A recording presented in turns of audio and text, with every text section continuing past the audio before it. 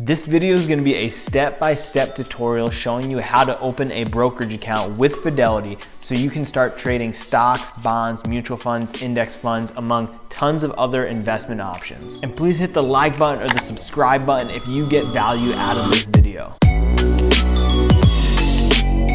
First things first, you need to go to fidelity.com. And once you're on the home screen, up top, there's something called Open an Account. Go ahead and click that. So we're gonna scroll down to Open a brokerage account. Click that orange button. First question is going to be, will this be an individual or joint account? For most of you, it's going to be individual. Hit next. Click yes or no if you already are a Fidelity customer. For me, I am, so I'm going to hit yes. And it's going to have you log in with your current username and password. Now, it's going to ask you for your personal information, so you're going to need to plug in your birthday, your name. If you don't have a Fidelity account, you're already going to have to do this. If you have a Fidelity account, it should preload it for you, and you just need to edit to make sure that it's correct. Once you have your name filled out and your mailing address, it's going to ask you how many trades per year do you think you'll make. This you don't actually have to answer, but for most people, it's going to be 0 to 35 trades.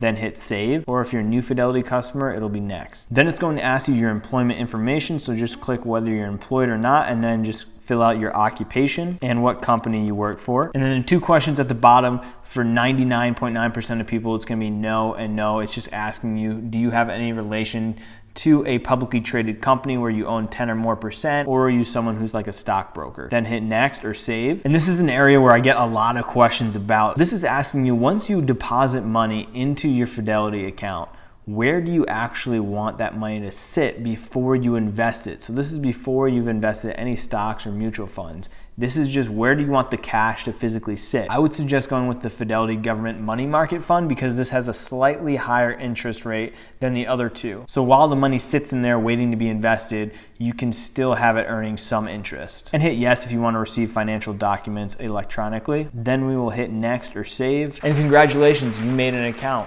It'll show you your account number on there. You can save it. You don't really have to worry about it. When you go ahead and hit next, it'll bring you to this page where it'll talk about the account checklist. Now, there's one really important thing I want to point out to you on this account checklist page. Under the name your beneficiaries, make sure you go ahead and you add beneficiaries. You're going to need their full name and social security number, and you can allocate, if you have multiple beneficiaries, how much percentage of the account you want to go to each. So if you have two people, you can have 50% go to one and 50% go to the other. This is super important. If you pass away, if you have a beneficiary to the account, they're going to go ahead and get whatever funds you had within the account. If you don't have any beneficiaries named within the account, it's going to be a legal battle for anyone that you may have wanted to get the funds to actually get the funds. What I like to do is at least once a year, usually in January, I'll sit down, I'll look at all my accounts and make sure my beneficiaries are up to date. The other semi-important thing I'll show you on here is move money into your account so you can transfer money right from your bank account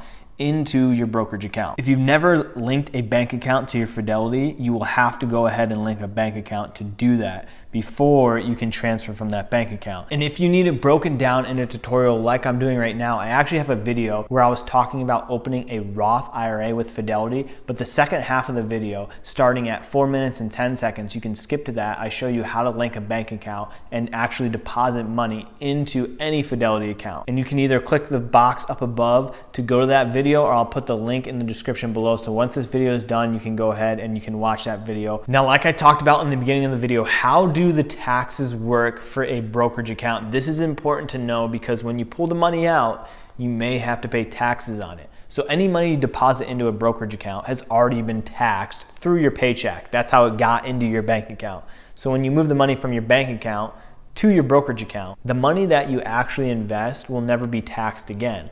But the profits that money makes, if you invest in a stock and the stock goes up, all those profits are subject to taxes. But what kind of taxes do you pay on the profits? There's two types. It's either going to be your regular income tax rate. So if you're a single person, you make $100,000 a year, you're going to be in probably the 22% tax bracket, meaning any profit that you make within your brokerage account, when you go ahead and you sell those stocks, if it's been less than 1 year, you're going to owe roughly 22% in taxes. But the special thing about a brokerage account that you need to know about is what's called long-term capital gains tax. This is a special tax benefit that applies for brokerage accounts. Whatever stock, mutual fund, index fund that you own for more than a year within your brokerage account, is no longer subject to your regular income tax. It's only subject to the long-term capital gains tax. Long-term meaning more than a year. So as long as you held that position for more than a year before you sell it, you'll pay this adjusted tax bracket. Most people are going to pay 0% to 15%,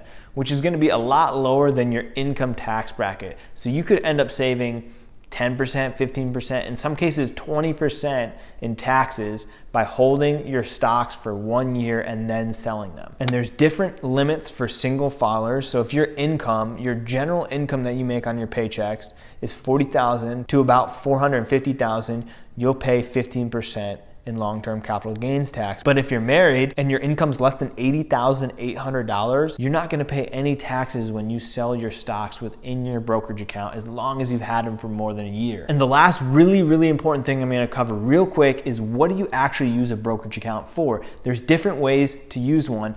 Number one thing I see people using them for is, instead of just having your money sit in a bank account earning almost no interest whatsoever, you can put it into a brokerage account, have it gain interest for a year, 2 years, 3 years, and then go ahead and pull it out. I see people do this to save up for a house down payment, sometimes to save up for a car. I recommend saving it for at least 3 years in the brokerage account. If it's gonna be less than 3 years, you're entering a lot of risk depending on how the stock market fluctuates. Another great way to use a brokerage account is for what I call a bridge account.